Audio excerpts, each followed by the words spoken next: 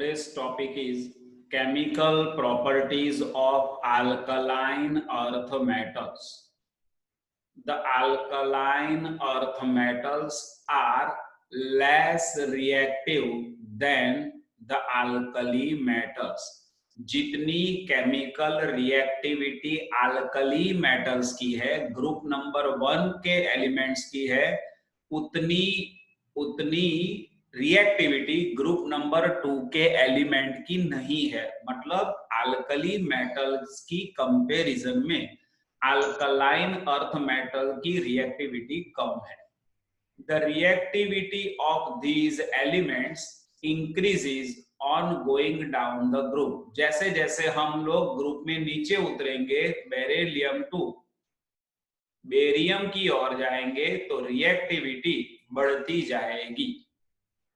Number 1, पहली reactivity का एरिया, reactivity towards air and water. Air, when we are saying air, it means O2 and H2O के साथ alkaline earth metal की reactivity कैसी है? Beryllium and magnesium means beryllium and magnesium are kinetically inert to oxygen and water. Actual में देखने जाए तो beryllium और मैग्नीशियम दो एलिमेंट ऐसे हैं जो ऑक्सीजन के साथ रिएक्शन करने में या तो पानी के साथ रिएक्शन करने में इंटरेस्टेड नहीं है। Means they are inert to oxygen and as well as water. What's the reason behind it? because of the formation of an oxide film on their surface. Actual में देखने जाओ तो हमें ऐसा लगता है कि बेरिलियम एंड मैग्नीशियम ऐसे एलिमेंट है जो ऑक्सीजन के साथ या तो पानी के साथ रिएक्शन करने में इंटरेस्टेड नहीं है, लेकिन ऐसा नहीं है। बेरिलियम एंड मैग्नीशियम दोनों की जो सरफेस है, the surface is in contact with air, और एयर है तो ऑक्सीजन है। तो बेरिलियम अपनी सरफेस पे बेरिलियम ऑक्साइड एंड मैग्नीशियम अपनी सरफेस पे मैग्नीशियम ऑक्साइड की फिल्म प्रोड्यूस कर लेगा सरफेस पे, जिससे उसका क्या हो जाएगा? तो आपको एग्जांपल समझ में आए इसलिए मैं बोल सकता हूं इस तरह। सपोज मान लो this is the surface of matter, surface है, और ये सरफेस पर ऑक्साइड का फॉर्मेशन हो गया। ऑक्साइड, यहाँ ऑक्साइड का पतला सा लेयर लग गया, ऑक्साइड लेयर लग गया, oxide oxide oxide oxide. Now what happens? This surface is not in contact with air, क्योंकि ऊपर ऑक्साइड आ गया, सरफेस पर ऊपर कौन आ गया? ऑक्साइड आ गया। ऊपर क्या है? एयर है। तो एयर का सरफेस के साथ कांटेक्ट नहीं होगा, क्योंकि बीच में कौन है? बीच में ऑक्साइड का लेयर है, इसलिए they are inert. The oxide of beryllium and oxide of magnesium both are inert. That's why they look like inert, but actually वो inert नहीं है। ये याद रखना है आपको। However, powdered beryllium burns brilliantly on ignition in air to give beryllium oxide and beryllium nitride. लेकिन आप बेरिलियम की जो एलिमेंट है उसका पाउडर फॉर्म कर दोगे, और फिर पाउडर फॉर्म करने के बाद अगर उसको बर्न करोगे तो वो ब्रिलियंट फ्लेम देगा। वो ब्रिलियंट फ्लेम से इग्निशन आप करोगे एयर की कांटेक्ट में, तो उससे इग्निशन से बेरिलियम ऑक्साइड और बेरिलियम नाइट्राइड फॉर्मेशन होगा। ये बेरिलियम का है। मैग्नीशियम का यहां से स्टार्ट होगा। Magnesium is more electropositive and burns with dazzling brilliance in air to give magnesium oxide and magnesium nitride. जिस तरह बेरिलियम का powder burns with brilliant flame and gives beryllium oxide and beryllium nitride, same as magnesium strip can be burned with brilliance flame and it gives magnesium oxide and magnesium nitride. तो यहाँ magnesium का खत्म हो गया, फिर बाद में यहाँ बेरिलियम का खत्म हुआ या मैग्नीशियम का, फिर calcium. Calcium Ca, strontium Sr and barium Ba, barium are readily attacked by air to form the oxide and nitride. Calcium, strontium and barium B air के साथ अगर कांटेक्ट में आ गए तो उसका रिएक्शन होता है. They also react with water with increasing vigorous even in cold to form hydroxide. Calcium, strontium and barium की अगर पानी के साथ रिएक्शन हो गया तो CaOH twice, SrOH twice and BaOH twice formation होगा, हाइड्रोक्साइड फॉर्मेशन होगा. तो इस तरह ये ग्रुप के जितने भी एलिमेंट है, beryllium, magnesium, calcium, strontium, barium and radium, all are have tendency to react with oxygen as well as water. Third one, second reactivity towards the halogens. Halogens means X2 halogen, fluorine, chlorine, bromine, iodine. All alkaline earth metals combine with halogen at elevated temperatures, forming their halides. सभी alkaline earth metal halogen के साथ higher temperature पर reaction करके अपना अपना halide बनाएगी. अगर fluorine होगा तो फ्लोराइड बनेगा, क्लोरीन होगा तो क्लोराइड बनेगा, ब्रोमीन होगा तो ब्रोमाइड बनेगा एंड आयोडीन होगा तो आयोडाइड बनेगा. दिस M में भी ये बेरिलियम टू स्टार्ट करके हुए बेरियम तक ये M है. X2 में तो हमें पता है तो MX2 type halide will be form. Next, thermal decomposition of ammonium tetrafluoroberyllium. Ammonium tetrafluoroberyllium is the best route for the preparation of beryllium fluoride. Actually देखने जाओ तो जिस तरह यहाँ फ्लोरीन लिखा है तो BeF2 is not possible by this way. तो अगर क्या करना पड़ेगा, एमोनियम बेरिलियम टेट्राफ्लोराइड जो है उसको उसमें से हम लोग बेरिलियम डाइफ्लोराइड बना सकते हैं, डायरेक्ट नहीं बन सकता है. And BeCl2 is conventionally made from the oxide BeO plus C plus Cl2. It gives BeCl2 plus CO, carbon monoxide at 600 to 800 Kelvin temperature. तो बहुत सारे हेलाइड्स ऐसे हैं जो डायरेक्ट अल्कलाइन अर्थ मेटल के साथ रिएक्शन करके अपना हेलाइड बनाएगा. अगर डायरेक्ट रिएक्शन नहीं हो सकता है तो इनडायरेक्ट वे में भी रिएक्शन तो होगा ही. Means in totality we can say that there is power of reactivity towards the halogen. Number 3, reactivity towards hydrogen. All the elements except beryllium, beryllium को छोड़कर बाकी के सब element combined with hydrogen upon heating to form their hydrides. तो beryllium hydride नहीं बन सकता है, बाकी सब हाइड्राइड बनेंगे. तो फिर बेरिलियम हाइड्राइड बनेगा ही नहीं कि दूसरी रिएक्शन से बनेगा, तो दूसरे रिएक्शन से बेरिलियम हाइड्राइड को बना सकते हैं. BeH2I however can be prepared by the reaction of BeCl2 with LiAlH4. Beryllium dichloride plus lithium aluminium hydride gives BeH2 plus LiCl plus AlCl3. तो इस तरह बेरिलियम का हाइड्राइड बन सकता है. बाकी के हाइड्राइड डायरेक्टली बन सकते हैं. बेरिलियम का हाइड्राइड बनाने के लिए इनडायरेक्ट वे करना पड़ेगा. तो लेकिन डायरेक्ट हो या इनडायरेक्ट हो रिएक्शन होगा, वो कंफर्म है. Then after fourth property, reactivity towards acids. The alkaline earth metals readily react with acids, liberating dihydrogen. कोई भी मेटल की एसिड के साथ रिएक्शन करोगे तो डाइहाइड्रोजन गैस रिमूव होगा ही होगा, लिबरेट होगा ही होगा, वो कंफर्म है. तो MCl2 plus H2 will be the process. Fifth one, reducing nature. Reducing nature मतलब दूसरों का रिडक्शन करने की कैपेबिलिटी. फिर से बोल रहा हूं, रिड्यूसिंग नेचर मतलब दूसरे उस मेरा रिड्यूसिंग नेचर क्या, मेरा रिड्यूसिंग नेचर मींस मेरे कांटेक्ट में जो कोई आएगा उसका मैं रिडक्शन कर दूंगा.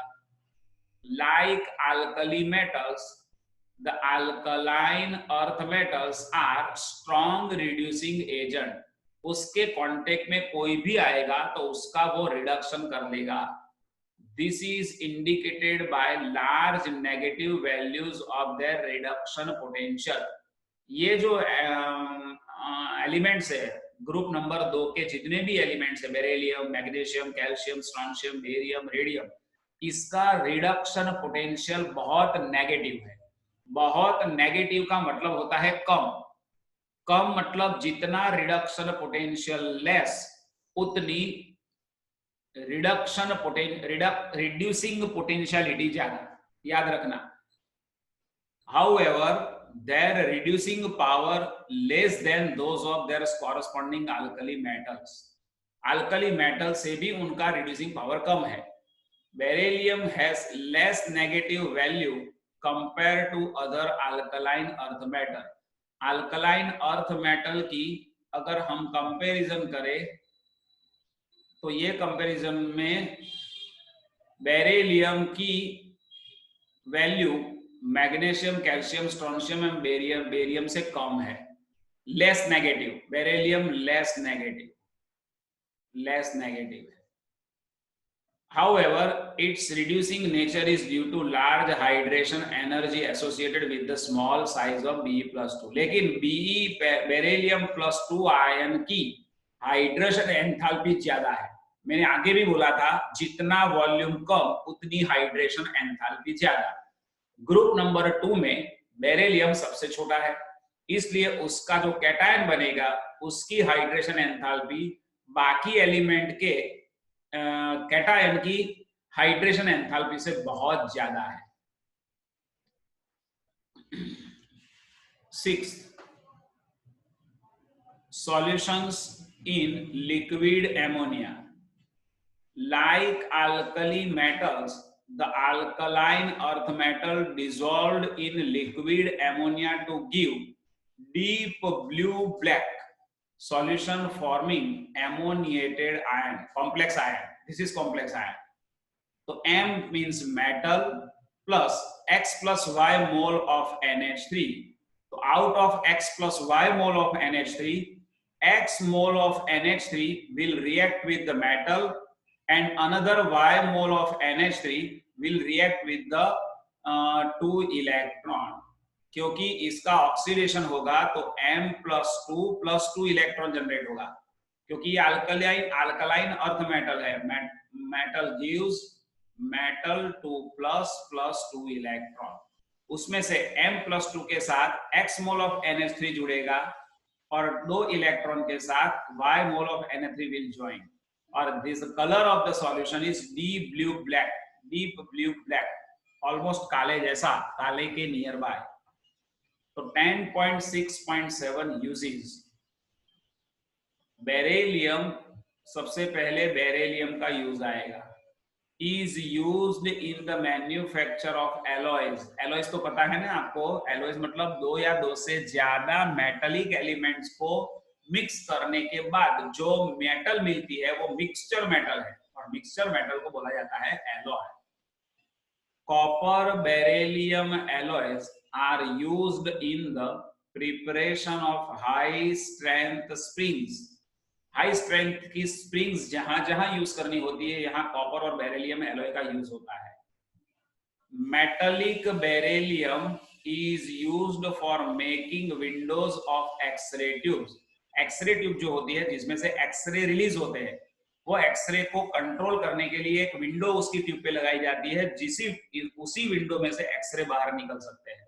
तो वो विंडो बनाने के लिए भी बेरिलियम चाहिए. फिर बाद में मैग्नीशियम स्टार्ट हो रहा है. मैग्नीशियम का uses. Magnesium forms alloy with aluminium, zinc, manganese and tin. Tin मतलब एसएन मतलब tin. Magnesium aluminium alloys being light in mass are used in aircraft constructions, क्योंकि एयरक्राफ्ट का बॉडी मास कम होना चाहिए तभी वो अपने साथ अपने पैसेंजर्स को लेके वो फ्लाई कर पाएगा।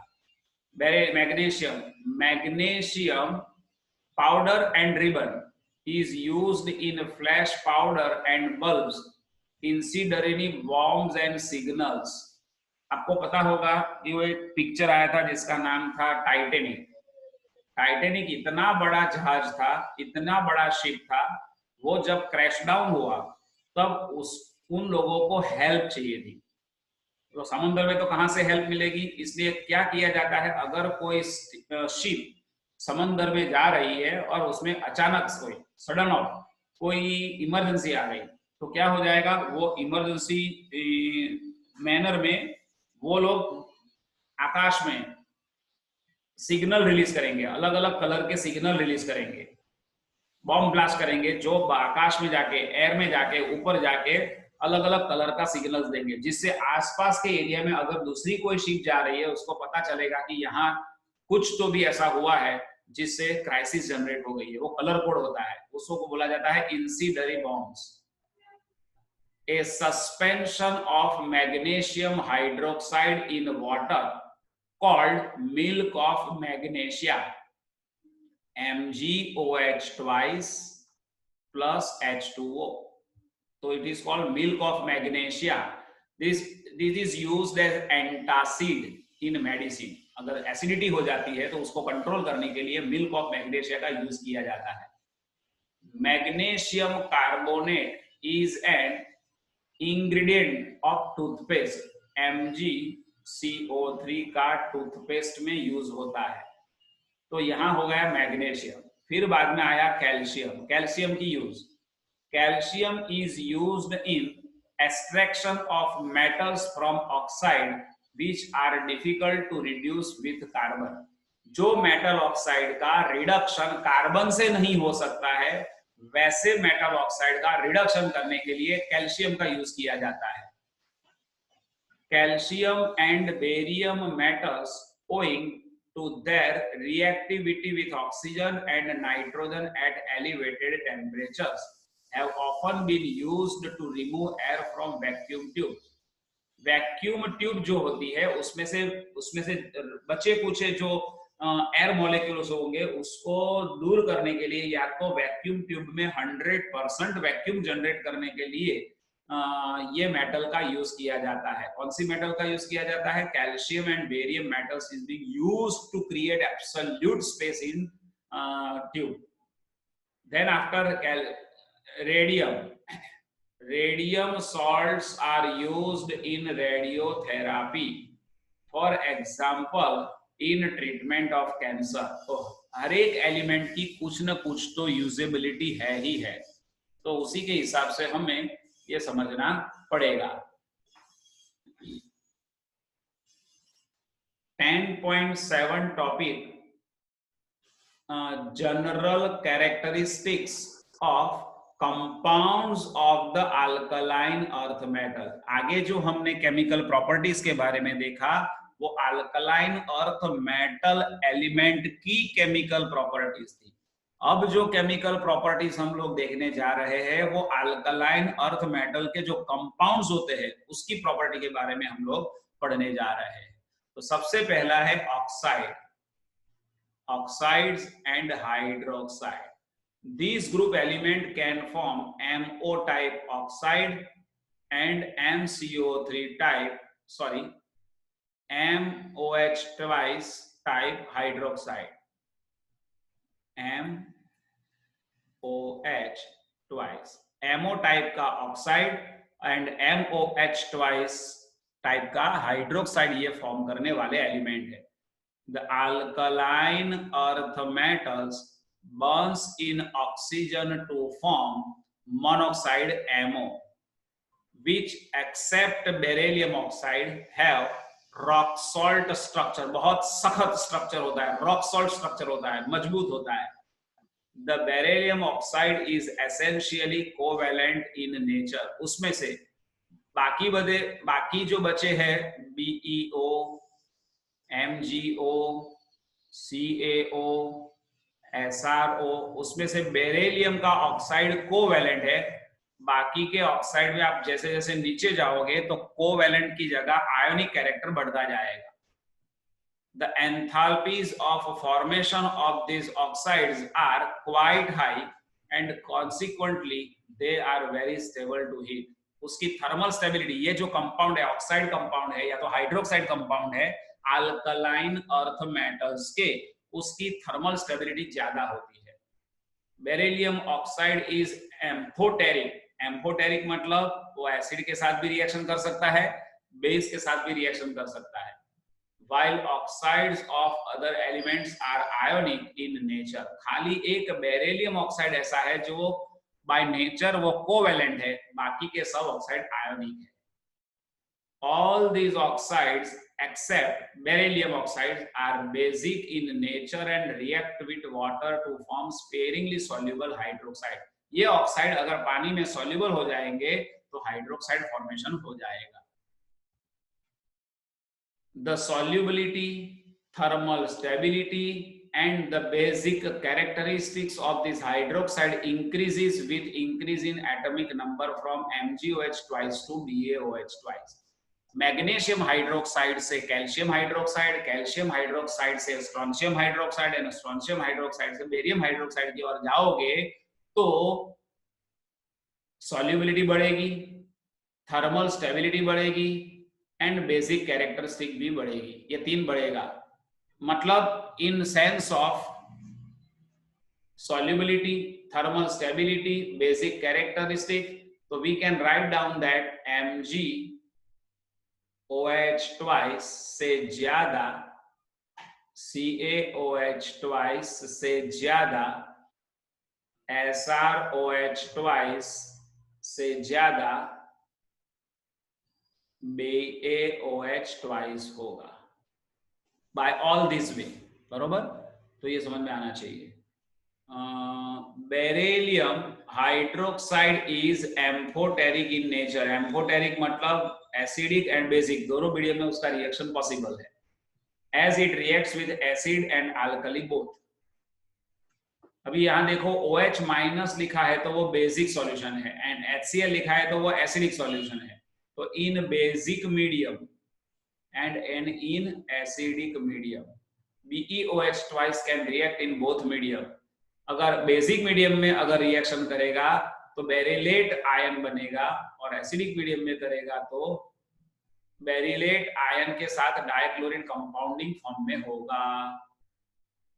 Okay, then after second compounds is halides of alkaline earth metal, that is called MX2 type halides. Except for beryllium halides, all other halides of alkaline earth metals are ionic in nature. So BeX2, MgX2, CaX2, beryllium calcium, strontium X2 and barium X2, तो ये covalent है, बाकी के सब ionic characteristic वाले हैं। वो जो लिख रहा है वही मैं बोल रहा हूं। Beryllium halides are essentially covalent and soluble in organic solvent. ये ऑर्गेनिक सॉल्वेंट में सॉल्युबल होता है एंड कोवेलेंट कैरेक्टरिस्टिक वाला होता है। Beryllium chloride has a chain structure in the solid state as follows। solid state में ही तो BeCl2, BeCl, BeCl, BeCl, तो ये जो ज्वाइनिंग है वो है अपना पॉलीमेरिक चेन है, आगे बढ़ता ही जाएगा। So this is the halides of alkaline earth metals. In the vapor phase, beryllium chloride tends to form a chloro-bridged dimer with dissociate into linear monomer at high temperature। मैंने बोला ना ये dimeric form है, ये dimeric है, dimeric DIMERIC dimeric form में। उसको गर्म करोगे तो यहां से वो टूट जाएंगे और अकेला सिंगल मॉलिक्यूल हो मोनोक्लोराइड हो जाएगा।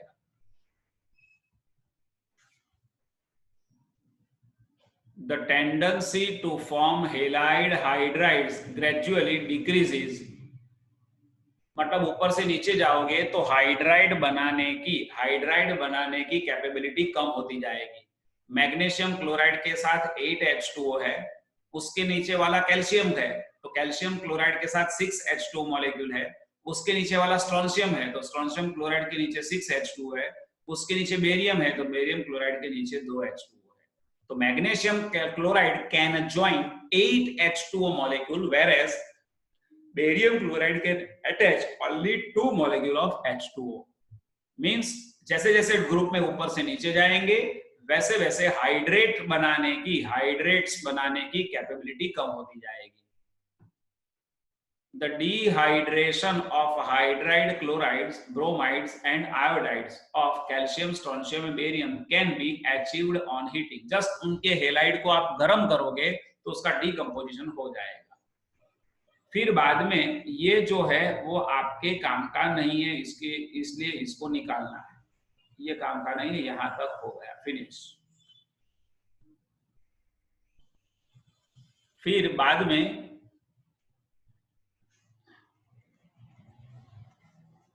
Last and final topic, salts of oxo acids। The alkaline earth metals also forms salts of oxo acids। Number 1, oxo acid का पहला सॉल्ट है कार्बोनेट्स। कार्बोनेट्स मतलब जहां CO3 2- आयन प्रेजेंट होता है उसको कार्बोनेट बोला जाता है। Carbonates of alkaline earth metals are insoluble in water, पानी में वो सॉल्युबल नहीं है, and can be precipitated by addition of a sodium और एमोनियम कार्बोनेट। अगर उसके सॉल्यूशन में अल्कलाइन अर्थ मेटल के कार्बोनेट जो होते हैं उसके एक्वियस सॉल्यूशन में अगर आपने बाहर से सोडियम या तो एमोनियम कार्बोनेट डाल दिया तो अल्कलाइन कार्बोनेट का प्रेसिपिटेशन हो जाएगा। The solubility of carbonates in water decreases as the atomic number of the metal ion increases। जैसे जैसे मेटल ऊपर से नीचे जाओगे ग्रुप में तो मेटल कैटायन का वॉल्यूम बढ़ेगा। जैसे जैसे मेटल कैटायन का वॉल्यूम बढ़ेगा वैसे वैसे वो कंपाउंड, कार्बोनेट कंपाउंड की पानी में सॉल्युबिलिटी कम होती जाएगी। All the carbonates decompose on heating to give carbon dioxide and the oxide। Simple, MCO3 उसको आप गर्म करोगे, if you will heated it then MO plus CO2 will be formed। Beryllium carbonate is unstable and can be kept only in atmosphere of carbon dioxide। BeCO3 beryllium carbonate बहुत unstable है, इसलिए उसको carbon dioxide container में ही रखा जाता है। The thermal stability increases with increase in cationic size। तो MCO3 में सबसे थर्मल स्टेबिलिटी कम किसकी है? MgCO3 की थर्मल स्टेबिलिटी कम है। CaCO3 की थर्मल स्टेबिलिटी उससे ज्यादा है। SrCO3 की स्टेबिलिटी उससे ज्यादा है। एंड बेरियम कार्बोनेट की स्टेबिलिटी, थर्मल स्टेबिलिटी सबसे ज्यादा है। फिर बाद में सल्फेट्स, कार्बोनेट्स के बारे में देखा तो sulphate means sulphate SO4 2-, nitrates NO3 1-, and carbonate तो CO3 2-। तो now we will switch over to sulfates। Sulphates मतलब MSO4 टाइप कंपाउंड, जिसमें BeSO4, MgSO4, CaSO4, BrSO4 like that etc। The sulfates of alkaline earth metals are all white solids and stable to heat। उसकी thermal stability बहुत ज्यादा होती है। And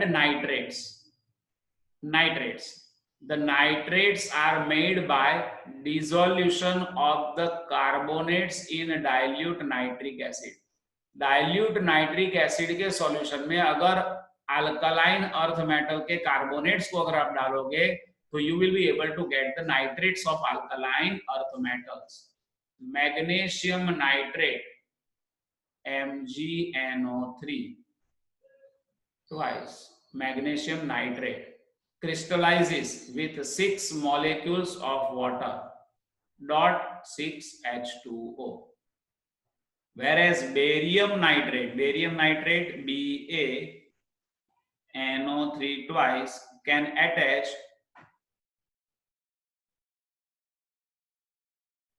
anhydrous salt, उसका कोई H2O के साथ कॉम्बिनेशन होता ही नहीं है. मतलब जैसे जैसे आप ऊपर से नीचे जाओगे ग्रुप में, magnesium to calcium, calcium to strontium and strontium to barium, उसकी पानी के मॉलिक्यूल को अपने साथ जोड़ने की capability, that is called hydration, is very weak as we go down the group.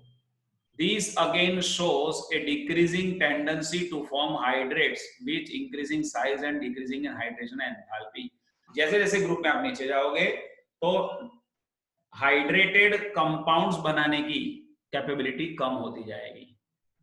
MnO3 twice, it gives all of them decompose on heating to give the oxide like and lithium nitrate. बरोबर. तो ये हो गया अपना chemical properties. कल हम period में देखेंगे title 10.8 anomalous behaviour of beryllium.